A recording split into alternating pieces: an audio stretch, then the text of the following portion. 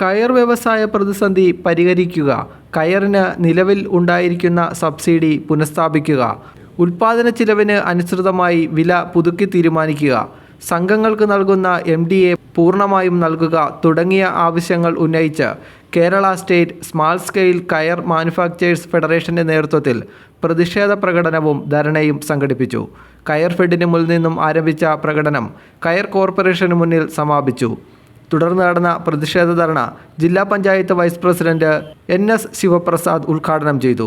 Federation president MB Pavithran അധ്യക്ഷനായ സമ്മേളനത്തിൽ KP Prakashan, NV Thampi, PP Vinu, KK പ്രഭു തുടങ്ങിയവർ സംസാരിച്ചു. ചില സംഘടനകളൊക്കെ സമരം ചെയ്യുന്നത് പ്രതിപക്ഷത്ത് വരുമ്പോഴാണ്. പ്രതിപക്ഷത്ത് വരുമ്പോൾ ശക്തമായി സമരം നടത്തുകയും ഭരണപക്ഷത്തായി കഴിഞ്ഞാൽ പിന്നെ ഭരണപക്ഷ അനുകൂലമായ നിലപാട് സ്വീകരിച്ച് സ്വന്തം പ്രസ്ഥാനത്തിൻ്റെ താല്പര്യങ്ങളും ആവശ്യങ്ങളും വേണ്ടത്ര പരിഗണിക്കാതെ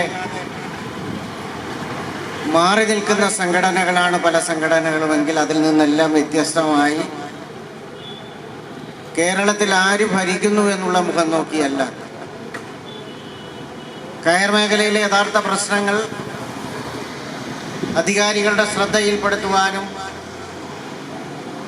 അതിന് പരിഹാരം ഉണ്ടാക്കുന്നതിനു വേണ്ടിയുള്ള